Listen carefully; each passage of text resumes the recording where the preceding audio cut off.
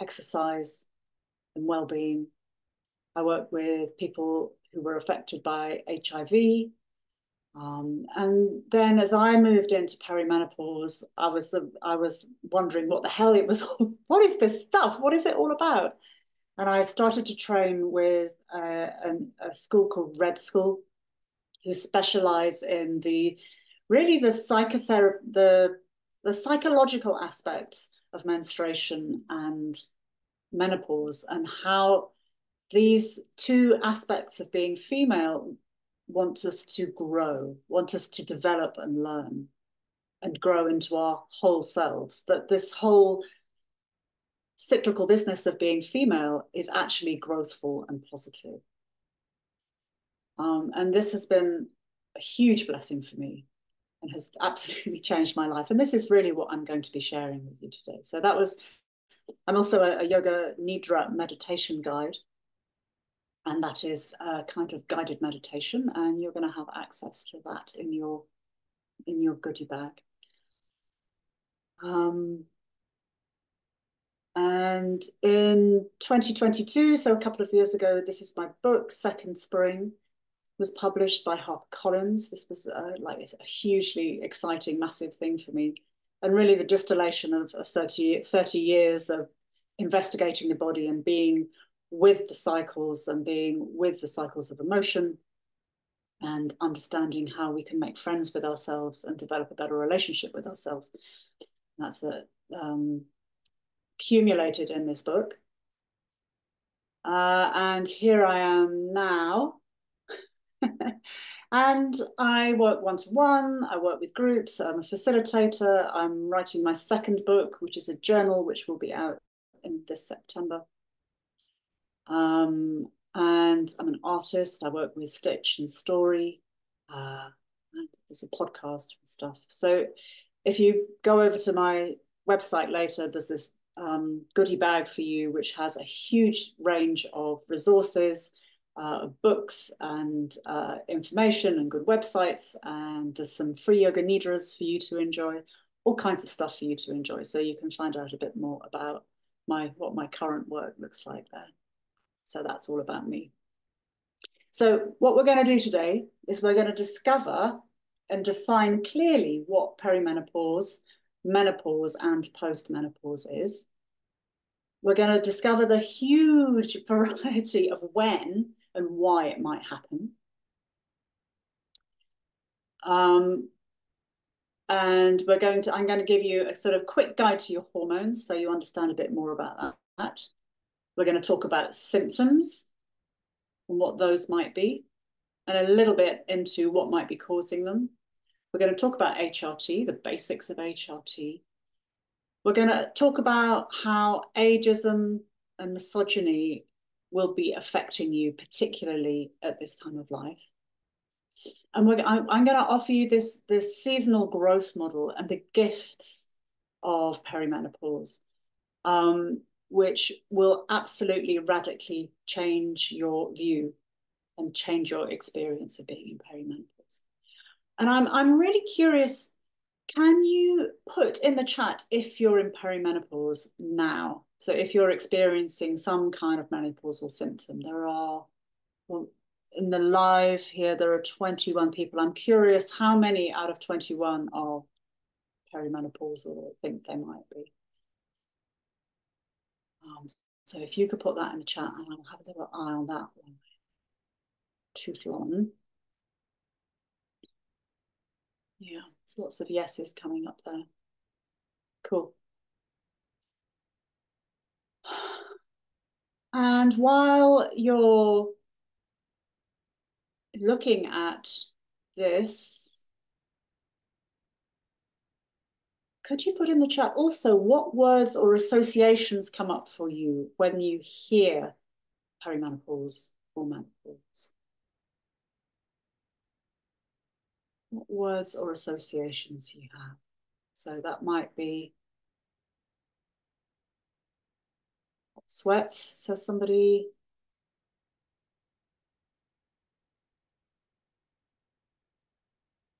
Palpitations, brain fog, cranky, periods end. vertigo, moody, fatigue. Yeah. So mostly what we think about is symptoms, and mostly discombobulated, yes. And I'm going to explain to you why that's happening and why it might be a good thing. There's a surgical menopause experience there, sleeping, weight, joint pains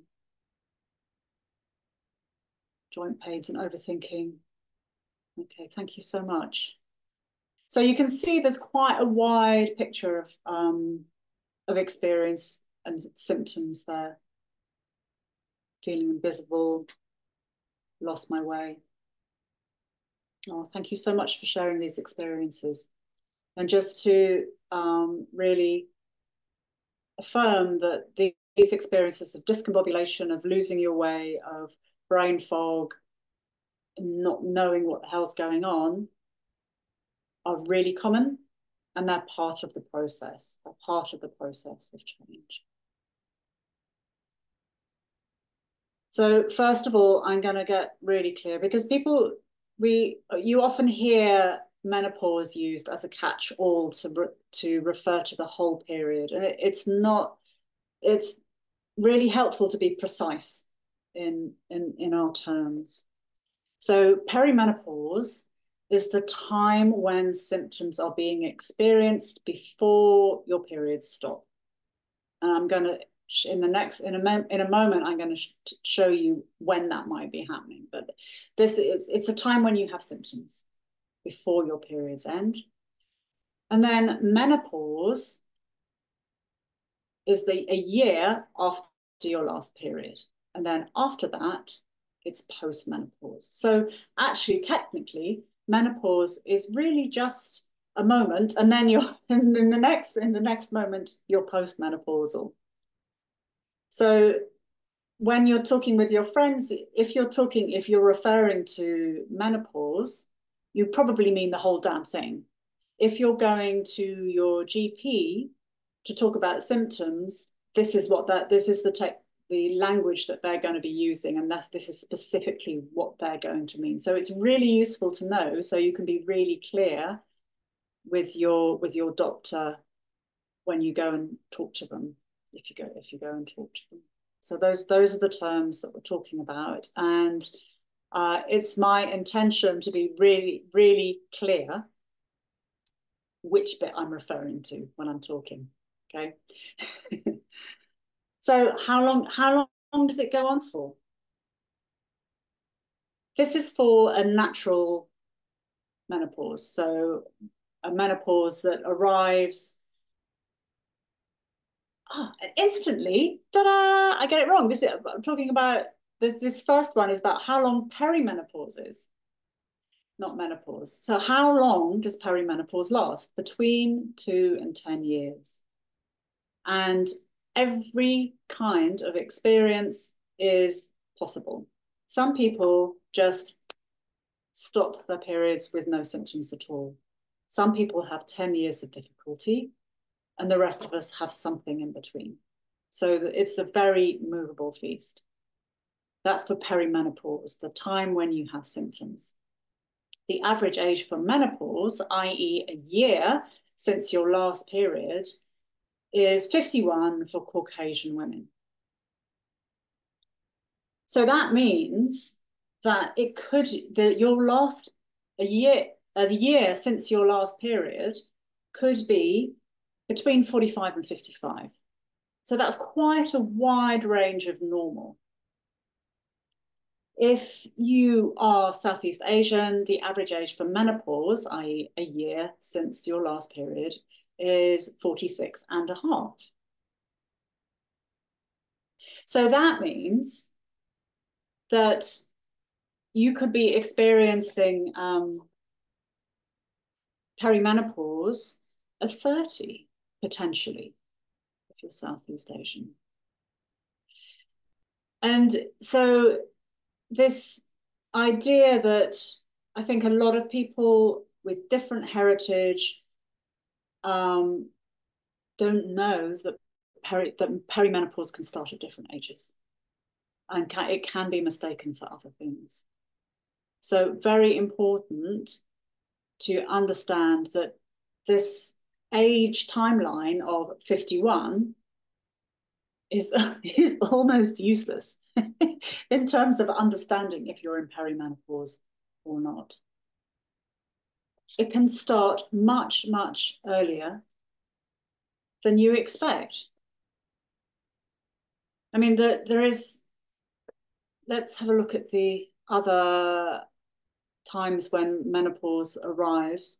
An early menopause, that would be before 41. Before 40, I think, is defined as early menopause. It goes by the awful name of premature ovarian failure, which is, you know, a bundle of joy. And that happens to a small percentage of people. Cancer treatment will also bring menopause. Hysterectomy as well. You might have hysterectomy because of fibroids or endometriosis or something like that, and that will bring menopause in. And with cancer treatment and hysterectomy, there isn't a long period of perimenopause. You're straight into menopause, and that can be quite a shock. It can be quite a severe experience. So it's very good if you're in this department of having cancer treatment or hysterectomy to talk about how you're going to manage your menopause symptoms after the surgery.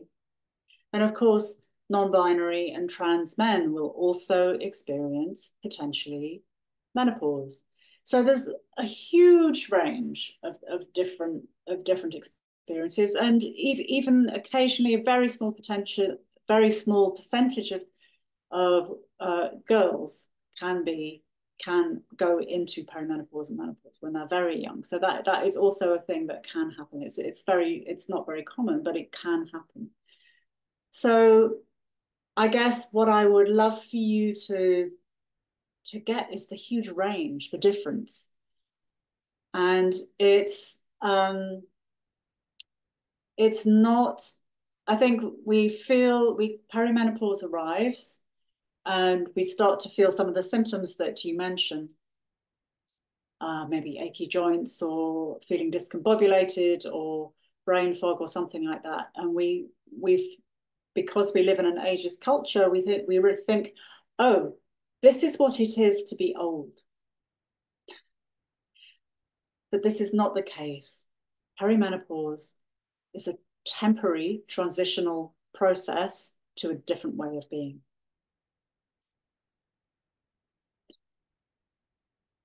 So this is a question that I'm asked all the time. So am I in perimenopause? Is this it? And the definition is a change in your periods, so a change in your normal with hot flashes and a change in mood. And that if you go to your GP and you tick those boxes, then they will assume that you're in perimenopause. And if you're 45 years old or over, there are no tests that can from your GP that can definitively tell if you're in perimenopause. I think increasingly you're going to be finding these in Boots. You're going to find these in your local chemist. And please don't waste your money on them. They're not going to tell you definitively if you're in perimenopause. There are only a couple of ways to do that, and they're expensive. One is a Dutch test, a thing called a Dutch test, and that needs a nutritionist to decode it for you, or you go to an endocrinologist to find out. Yeah, so I think that when you know, because you start to feel a bit other, you start to feel a bit off.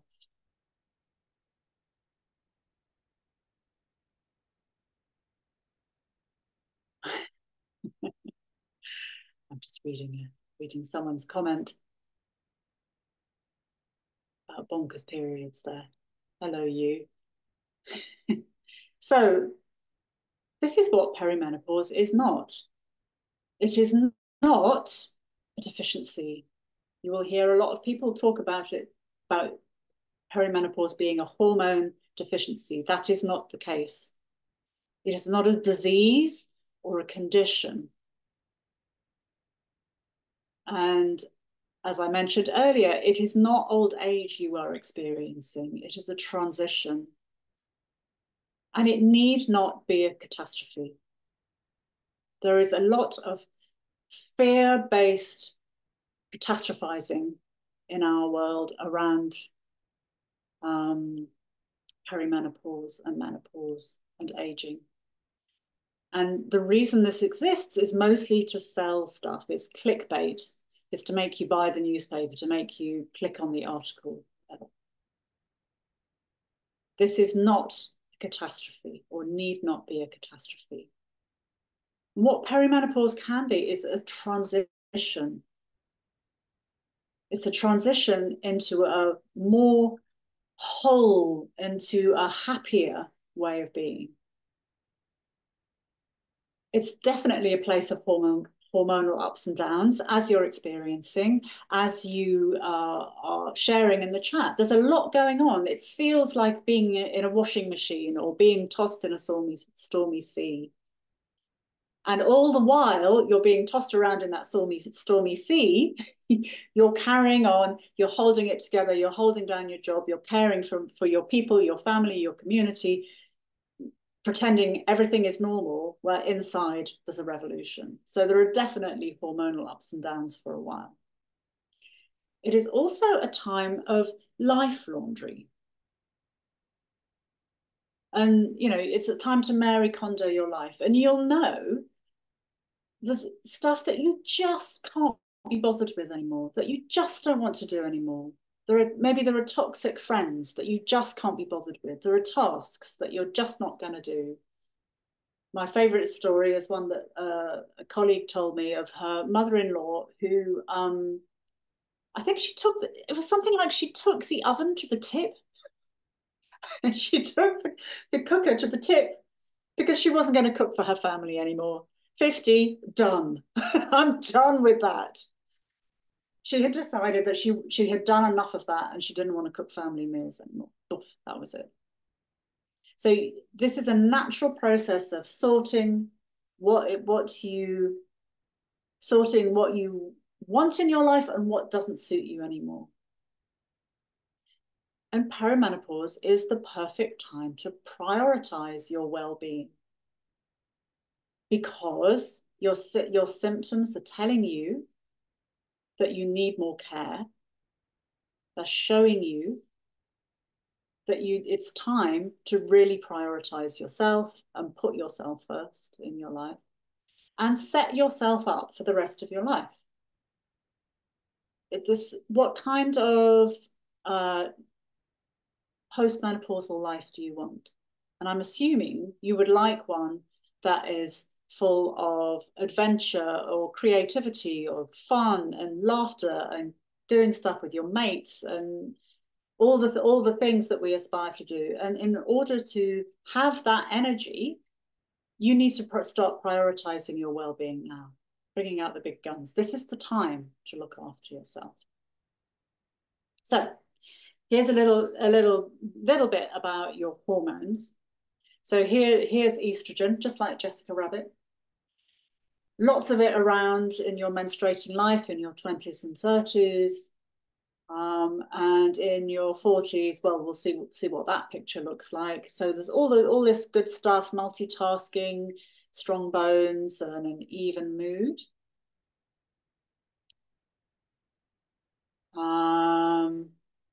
And the other major hormone, well, one of the other major hormones that you'll be experiencing is progesterone, and this is in the second half of your cycle. Estrogen is highest when you ovulate.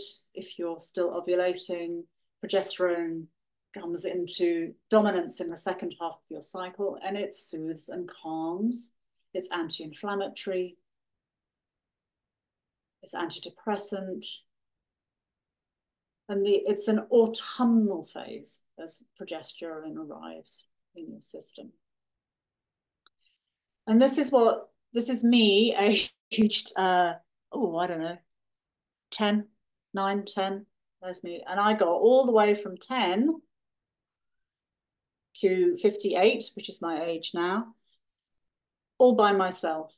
Our bodies are meant to go from being children to being girls, to move through puberty, move through our menstruating years, and move through perimenopause by itself. That's what we're designed to do. You know, I didn't have to do special things. We don't pathologize teenagers as they go through puberty. And you can see here, interestingly, the picture in childhood and the picture post-menopause is kind of the same. It's quite similar. And here in our sort of mid, like 20s, 30s menstruating years, there's a rhythm here. We get into the rhythm, a cyclical rhythm between estrogen and progesterone. This here is perimenopause. And when we talk about hormonal ups and downs, this is what we're talking about. A decreasing, I'm going to turn that circling off because it actually makes my head hurt. But this is what we're talking here.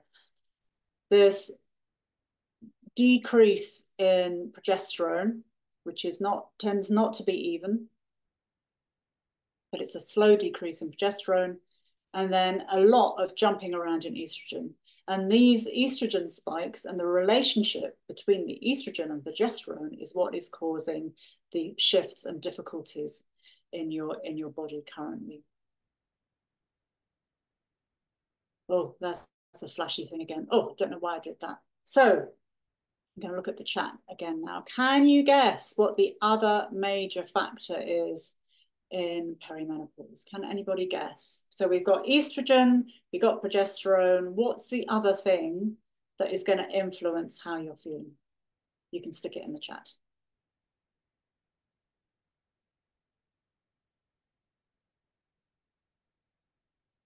Testosterone.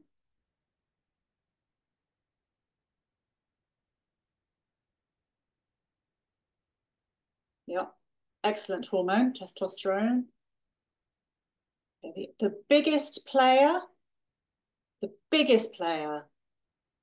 in what you feel is stress.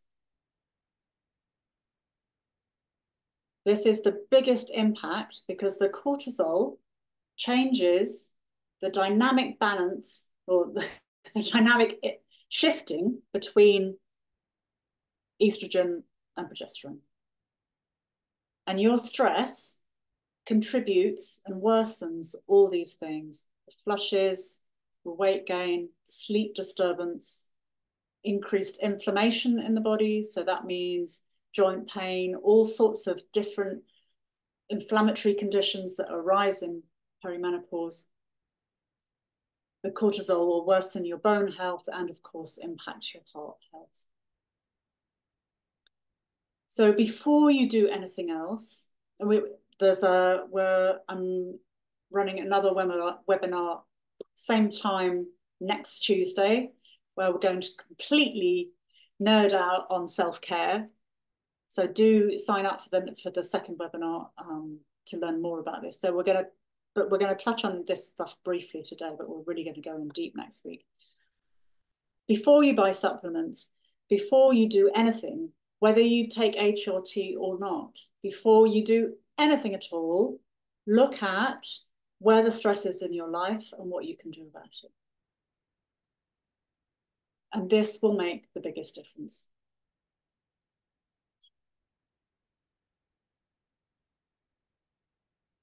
And so you might want to put this in the chat. How much of your stress do you think is caused by gendered roles and tasks? You could offer it as a percentage. So by gendered roles and tasks, I mean things like taking more than your fair share of the domestic chores, maybe caring for relatives, maybe stepping up to care for your community. We've got 100% here, lots of it, 70%. 70% of stress is caused by gendered roles and tools. In my experience, most of it is. If you look at the difference between, I mean, it happens all the time in my house. You know, I arrange to go out for some fun with my friends, and I say, okay, well, I'm going out. You know, I've learned not to make excuses or apologize. That took me a while. I'm going out. I say, okay, I'm going out at this time. I'm going to be here. I'm going to be back there. This thing is happening then. I've organized so that happens over there. Can you take blah blah to this class? You know, my partner, who's a bloke, he just says, yeah, I'm leaving now, and goes. And that tells you, I know I'm not alone in this. We are socialized to carry so much. And it's time, and this is making us ill now. And it's time to let this go. This is the time to reassess what you are prepared to do in your life and what you are not. Where you're going to renegotiate your life and let things go. So let's have a look at some symptoms. And you've already told me some lovely symptoms. And if you remember back at the beginning, you know you're in perimenopause if you have hot flushes, mood changes, and what was the other thing? Change in periods. Okay, so that's 3 things that we're talking about. And here is somebody in the chat. I just caught that comment. Everything is our responsibility. Yeah. And it's time to give it back, in my opinion. Well, it's way beyond time to give back responsibility. Okay, back to symptoms. So there are many symptoms you can see here. There are 3 or I can't count. There are a handful of symptoms that diagnose perimenopause. There are increasing number of symptoms that are associated with menopause. I mean, goodness knows I love the internet. We're here because of it. But the number of symptoms has gone off the scale now. So here's a collection that I found. Here's one I found recently, a collection of symptoms: anxiety, skin conditions, including dryness or oiliness, possibly acne, loss of self, hair loss or thinning, headaches, migraines, flushes. We know about flushes. That's one of those. Joint stiffness, aches and pains, sore breast, night sweats, palpitations, somebody mentioned here, palpitations, heartbeats, problems with memory, concentration, brain fog, UTIs, cystitis, tinnitus. Well, what about cold flushes, burning tongue, strange smelling sweat is a thing. Amazing. Plantar fasciitis, that's where you get really hurty feet. Very common is anxiety about driving or being in trains or motorway driving, that kind of thing. Very, very common. Sort of specific anxiety tethered to specific events. Tinnitus, which somebody mentioned, I think, earlier. Restless legs, that's one of mine. Balance issues, you can have inner ear stuff. Somebody's asking, is itchy skin a symptom? Yes, that can be associated with midlife. No, you're not going mad. And I'm going to show you in a little bit why you're actually waking up, why you're coming to your senses. But here's a question. How many of these symptoms do you think are related to stress? Like digestion, for example, can be related to stress. Acne can be related to stress. Mood problems, you're carrying the whole world on your shoulders. I'm not surprised that you are experiencing mood problems.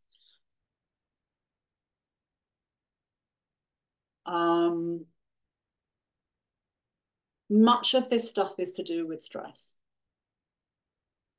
And perimenopause, as well as the hormonal shifts that we saw, because of these hormonal shifts that we saw, perimenopause is also bringing, because we're sensitive here, the hormonal shifts make us sensitive, and it shows existing conditions. It shows where your vulnerability is. So if you are having sort of heart-related stuff or palpitations that haven't shown up before perimenopause, this is something that, a vulnerability that probably existed before, but is now showing up because of this hormonal shift in you. So it is this perimenopause. It is and it isn't. It's happening around the same time as perimenopause because perimenopause renders you more sensitive, and these things are showing themselves so that you can deal with them. So deal with them now. Deal with them now by all the things that you know you should be doing. By nourishing yourself. What do? We reduce the toxicity of stress, the toxic stress in your life. So that means the life load that you're carrying, the responsibility, the gendered responsibility that you're holding. Offloading some of that, letting go of the stuff that you cannot deal with. You reduce the amount of toxic food that is coming into your body. So by toxic food, I mean hyper-processed food. Just eating a little bit less. Just eating a little bit less. And that would include reducing sugar, reducing alcohol, looking at your caffeine intake, these sorts of things. So this is like really bottom line, standard stuff that will make a massive difference in your life. And also we don't really move enough in our lives. If, you know, I mean, I go to an exercise class and then I sit on my bum all day in front of a screen talking to clients. And I've had to really change the way I address the movement in my everyday life. We become static and still, and really starting to move more, walk more steps, to stretch, get up every 15 minutes. Yeah, and I think I would include not in movement, I would include over exercising. So you may have done a lot of aerobic exercise in your 30s, and this doesn't necessarily, it may suit you, but it may not suit you anymore. Particularly because if you do a lot of high intensity stuff, the body will read that as more stress and will hold on to your weight. So we need a different way of moving. We need to make friends with our body. And the last toxicity is toxic beliefs. And this includes, the fear, the guilt of never being enough. I think the not enoughism that we all carry, is one of the biggest toxicities that we hold. Because that then, when we're feeling not enough, we then sit there and we sit there and watch a box set on the sofa, drinking bottles of wine, feeling guilty, and eating crisps. You know, so looking at our beliefs about who we are, what we believe ourselves to be, is so important now. This feeling of not enoughness, they all are so disempowering, and directly, all these things directly contribute to the physical and emotional symptoms that you're experiencing. Let's go have a look at the chat. Yeah, somebody's pointing out that having to let go of aerobic exercise can be very hard, and finding a new way. And it might take time to find new ways of moving that feel good. So we reduce the toxicity and we increase the nourishment.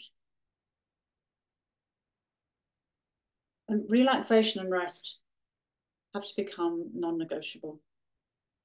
And identify also what rest means to you. It might be lying down, but then it might be colouring, or it might be going for a walk, or it might be laughing with your mates, or it might be gardening, or it might be tree hugging. I don't know, or it might be kickboxing. Identify what is restful and relaxing for you to do, and do some of that every day, every week. Squeeze it in, even a minute. It means more nourishing food. And instead of feeling guilty about what you're eating, add in more nourishment. So, particularly things like flax seeds and edamame beans. You can buy edamame beans frozen in the supermarket, they're not expensive. Tofu and more legumes. So that means lentils and pulses and beans, those kind of things, really cheap, not expensive. Dark leafy vegetables, spinach and cabbage, things like that. Broccoli, buckets of broccoli. Good oils like olive oil and nuts and seeds and avocados, and more protein. So adding more nourishment in. So really sort of letting go of that old style guilt about what we're eating and just forgetting about that and just adding in good stuff and bringing in pleasurable movement. So taking a stretch right now, I'm doing this standing. So if whatever you're doing, whether you're listening as you sneakily at work, I see you, or tootling around the house or doing your tasks or whatever you're doing, give yourself a stretch right now. Feel into what would feel good for your body to do. And make that a regular thing. And make it easier with sort of formal exercise classes or the gym or dancing or walking or whatever your preferred way of taking exercise is. Make it easy. See if you can figure out how to make it easier to do that. You know, put your gym clothes out the night before. Do it with a friend. Go out together. I mean, there's nothing like community to make it more fun. And somebody is saying here, meal prepping. Oh, can you come and look after me? I really struggle with that. But when I manage it, it is so good. Meal prepping has really helped me eat better and have more nourishment with each meal and not skipping meals. Yeah. Planning really helps. Batch baking, batch cooking at the weekends. And of course, the nourishment of positivity. So gather with people who are positive about you. Gather with people who love you. Share your stories. Seek out positive role models. And notice your negative trash talk and try to treat yourself as you would your best friend. Practice gratitude. Validate yourself and your achievements. You know, you are amazing. You are absolutely amazing. You got to this age and you are doing just brilliantly, you know? Make lists of all the things that you've done, all the kindnesses that you have given yourself through the day, all the things that you've achieved, the tiny things that nobody else sees, because most of the stuff we do, particularly the gendered stuff, nobody else notices. Nobody else knows that we're that our duck, how fast and how hard our duck feet are paddling. So we have to validate ourselves for that. And celebrate what you can do, not what you can't. Celebrate that if you have legs that are working, that your legs are working. Mindset is a massive part of perimenopause well-being. So we're going to take a quick journey through HRT now. So there was a study, I think back in 2006, which showed up risks for HRT, which was a bad study, which has been totally disproved. HRT is safe. It's very safe. I would recommend that you start low and go slow and see what happens. And it, according to the NICE guidelines, HRT works for most people, not everyone, for most people, for managing hot flushes, low mood, and while you're taking it, will protect bones. And yeah. So there hasn't been really enough research to show how long it's safe to take it. There is different research showing different things on dementia risk. So it's inconclusive. It is not preventative medicine. You remember what I said about the sensitivity in perimenopause showing up existing vulnerabilities, like heart vulnerability or joint vulnerabilities. Those, whether you take HRT or not, those vulnerabilities need to be cared for by eating well, by exercising, by loving yourself more, by being kinder to yourself, by reducing your stress. And HRT won't make you live longer, or it hasn't. I don't think it's going to be shown that, but it hasn't been conclusively shown that HRT will make you live longer. You remember those pictures of me being 12, being prepubescent, and me now? Our bodies are designed to do this. And I think there are many people who are profiting by suggesting that you have to have HRT in order to do this. And I even come across people who are afraid of missing out if they don't take it. Let's have a look at the chat. Yes. And most of the HRT that is available now is body identical. It's not the old style HRT where the dodgy research was done. So it's very safe, but it's safe and useful for these things, for hot flushes and low mood and protecting the bones while you take it. That we can definitely conclusively show. And it does work for many people, but not for everyone. So if you are going to your GP to ask about HRT, you really go there with all the information you need. Look at the NICE guidelines first. I've linked to those in your goodie bag. Track your cycle and your symptoms. And you can go there, and if it's not working for you, go back again. Change the dose. Ask for a different brand. You know, you have a right to get the medication that works for you. So you can. It's hard work when you have brain fog and when you're exhausted to go back and demand what you need. But it's absolutely your right, and I would strongly encourage you to do that. Yeah, and whether or not you're taking HRT, you will still need to reduce the amount of toxicity in your life and increase the amount of nourishment. Yeah, also change practitioner, says our helpful friend there, and listen to keep your ears open on the local grapevine. Ask your friends which GP they've seen and who is helpful and who is not. There's one person where I live in Watford who is absolutely brilliant. I think she had an early menopause, so she's really switched on. And she gets it, and she is really attentive and brilliant at prescribing, and the others less so. So use your local networks to find out who's best to go and see. Okay, so we're going to move on, and we're talking about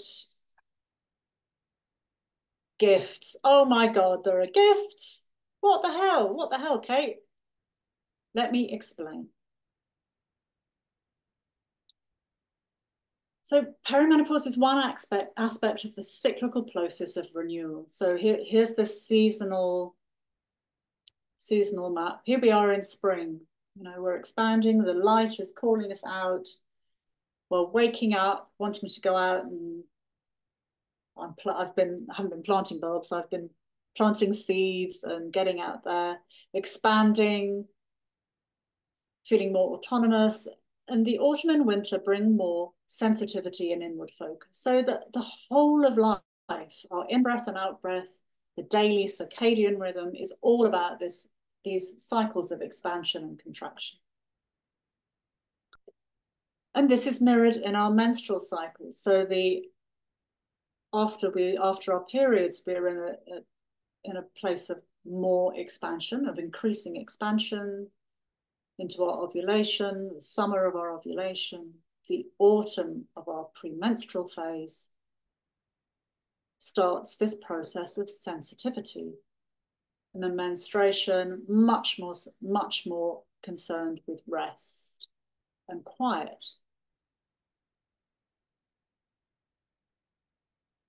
And this same cycle of increasing expansion and contraction happens through our lives. So that our teen years are more expansion. We're finding out who we are in the world. There's an outward focus about pleasing other people, particularly in our 20s and 30s, about getting stuff done, about caring, community. Then, bam, here comes perimenopause, a perimenopause autumn, very similar to your menstrual autumn in many ways. We're more sensitive, there's more inward focus. And this is where the life decluttering happens, exactly the same as in our premenstrual phase, when you can't bear the wet towels on the floor anymore. This perimenopause wet towel is a big towel. So these life seasons take us through this increasing expansion, through sensitivity and contraction, and back into expansion again post-menopause. So this second cycle, there's a second spring. That's why my book was called Second Spring. A second cycle starting with a spring of expansion and a second summer. So just like my cosmos, my flowers in the summer do not keep on blooming. To keep growing and keep growing and keep growing in summer, they die. And they don't, instead, they set seed, they let go, and the seeds germinate in the spring and come back in the spring. So there's this cycle.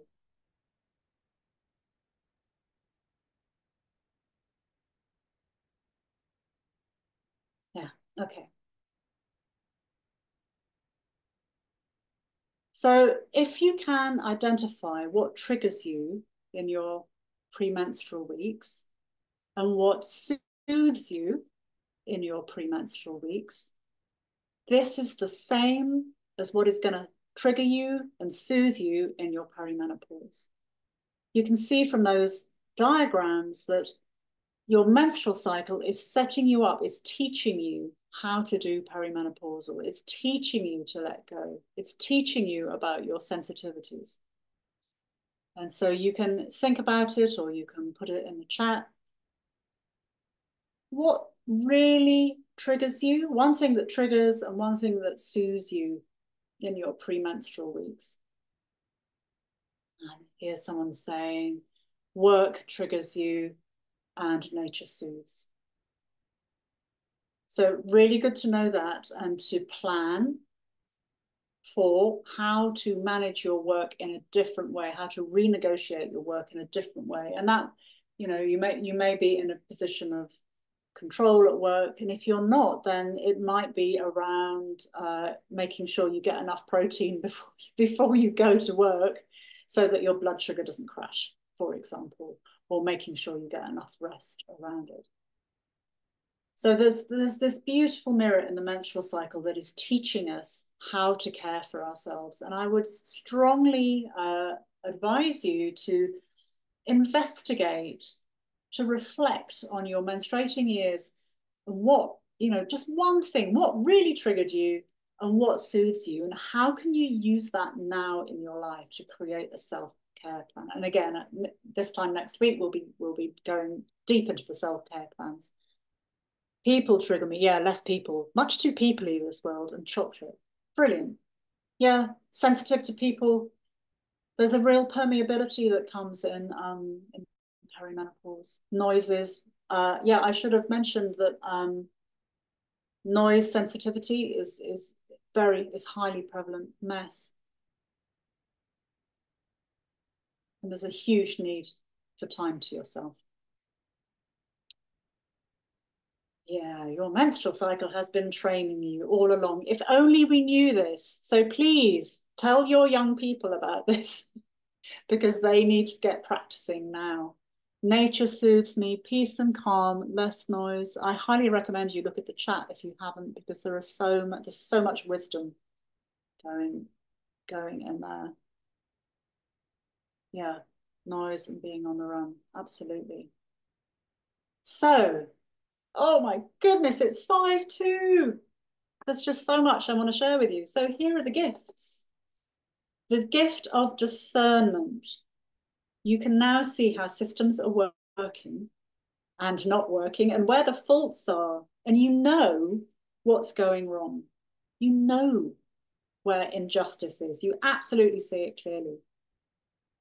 Prioritizing, you know what is important and what is not. If you've been dithering and people pleasing, this is the time when you cannot do that any longer. Low energy forces us to prioritize. You know where your boundaries are. You're absolutely clear where those boundaries are. You know what is your business and what is not your business. And you're clear what needs to be delegated. And this questioning superpower, it's a bit like Dorothy and the Wizard of Oz lifting up the curtain. And there's the Wizard of Oz going, pay no attention to the man behind the curtain. You know, we can see, we lift up the curtains and we go, but why is this not working? Why is this still happening? This is not okay anymore. It's a natural time of inquiry and reflection, both for yourself, inner questioning, inner reflection, and for looking outwards at the world and questioning why things are happening. Looking at your values. So what are your values? And what happened to those? And how are those active in your life? How can you recenter your values? Justice seeking naturally goes along with questioning and discernment. Natural place. And truth telling, you know, and when our blood sugar is crashed and we're furious and we've been holding a massive mental load and physical load, you know, the truth telling gets messy. And, you know, frankly, in perimenopause, if it's looking messy, then you're on the right track because these truths will come up. You know, try to get some protein before, try to get some protein in and manage your blood sugar and avoid having sugar right before you do the truth telling thing, because that tends to be very, very messy. But I really want to affirm that this is a natural and positive thing, that autumn, your perimenopause autumn, is a time for telling the truth. And finally, letting go, the Mary Kondoing of deciding what doesn't serve you anymore. So these are all gifts. And I would hazard a guess that if perimenopause happened to cis men, then these would be claimed as superpowers. And notice these are all leadership qualities. These are the things that we're looking for in leaders: discernment and prioritizing, boundary holding, questioning, justice seeking, truth telling, letting go of not working. These are leadership qualities. And you right now, this afternoon, can access these leadership qualities by upping the amount of nourishment in your life, by upping pleasure, by upping the nourishment in your food, by moving in a pleasurable way. So your first step is to go to nourishment. So, just squeaking in with the questions. Perimenopause is a natural transition that your body is designed to do. And reducing shame makes it a lot less bumpy. And it affects everyone. Even if you're not in perimenopause at the moment, you will be around people who are. Everybody needs to know about this stuff. And you are absolutely empowered to improve your symptoms and feel more yourself and access these leadership skills. And in your second spring and your second summer, there are good times ahead. Just preparation for good times. So, oh, I'm squeaking in with a minute. I'm going to stop my share there. Hello again. So, questions. 59, 1 minute. I can stay a bit longer. Just saying. Yes, please do share the slides, if as long as they're attributed. I'm totally cool with that.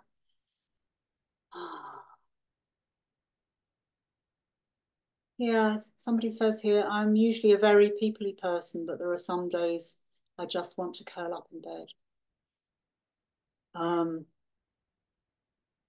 Yeah, I think that we can have enough of people, and our autumns are natural times to remember that sensitivity and inward focus. That's a requirement now. So I would really recommend that you give yourself permission to just curl up in bed whenever you can. And it might just be for 15 minutes or half an hour. But to absolutely prioritize that as a way of nourishing yourself. So any quest we have, like, it's actually on the hour now, so we should probably stop, but I am available for another 10 minutes. If you have questions, I'm happy to answer them. Lauren, how does the timing work with this? Do we have to finish bang on No, time? you're all good. You can keep going for as long as Okay, cool. as soon as you're done, you can All just right. put end. So however long. Okay. That's really cool. So yeah, any particular personal questions, and I can answer them without mentioning your name. Let me have a little scroll.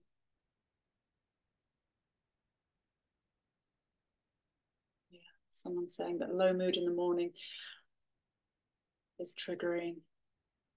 That's quite a thing. And again, I don't keep banging on about protein, but making sure that you eat protein in your last meal can help with that kind of morning anxiety. Making sure you're hydrated, and it kind of really coming back to affirming basics, affirming rest, even when you can't sleep, making sure that you're kind to yourself and easy in your day, eating and drinking enough, and these kinds of things really helps. Sometimes I feel like going into surgically induced menopause more as postmenopausal.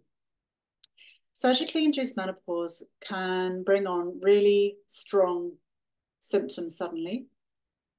And I suppose technically it is post-menopause, a year after your surgery, then you will be you will be in menopause. But I think that it's incredibly tender time because you have the impact of the surgery, and you also have the hormonal shifts going on, and the life shift as well. So there's a lot going on. So all the things that I was talking about with adding nourishment, so rest, pleasure, food, movement, positivity, absolutely apply for surgical menopause. And if you're feeling postmenopause, I wonder what that means. I wonder if that means liberated. I wonder if that means no symptoms. Maybe that's the case. Somebody says here, it has become more important to me to listen to my body. As a therapist, I always tell my clients this, but I wasn't doing it myself, and now I have to. I mean, hey, isn't perimenopause a great teacher? You have to listen to your body. And when we don't, the body shouts. When things are getting really shouty and extreme, that's the body talking to us, and we really have to listen. Do perimenopause symptoms follow a cycle, or are they daily? I think you have to, I highly recommend that you track. your symptoms and find out for yourself what triggers you and how the symptoms are landing. So you may find that, for example, as I mentioned just now, that there is anxiety every morning. Or you may find that if, assuming you're perimenopausal, I don't know whether you are or not, that the symptoms worsen in your premenstrual time, in the luteal phase, in the second half of your cycle. But I think that tracking and finding out for yourself your pattern and what works for you is absolutely gold. And at postmenopause, do symptoms ever stop? For some people, they go on for a while, and for some people, they stop. And there are many, many factors due. And you can absolutely change your experience by caring for yourself in a loving way. Lost sound, can't do anything about that.